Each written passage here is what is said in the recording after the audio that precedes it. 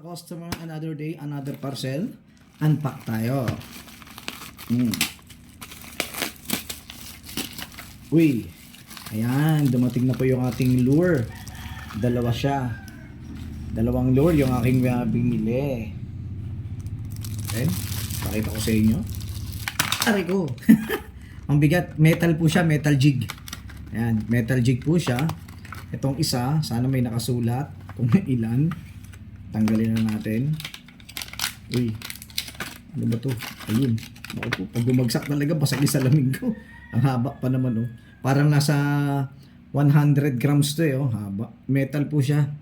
Ayun, oh, 100 grams. Kung nakikita nyo, nakasulat naman pala. 100 grams siya. 100G. Haba, oh. Diba? Hindi mo na kailangan ng ano nito, eh. Pag gumamit ka nito, hindi mo na kailangan ng sinker. Diba? Ang floater mo kailangan mas above pa sa 100 grams. Mga 120 grams yung floater mo.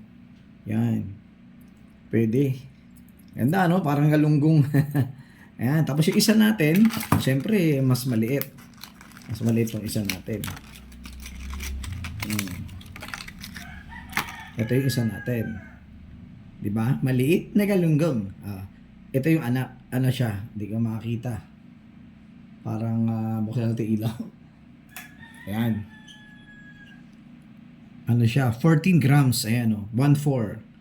14 grams po siya. Mga ka-fishing na ka-customer. Ayan. Ayan, nandito po sila mag-ama. Ha? Mag-ama. Oh, di ba? Isang 100 grams at saka isang 14 grams. O, ayan. Ano pang inaantay nyo? Pang jigging to, ha? Umorder na kayo ng ganito at ilalagay natin yung link ng Yellow Basket dyan sa baba. At ano pang inaantay nyo? Click buy here na. Legit. Salamat!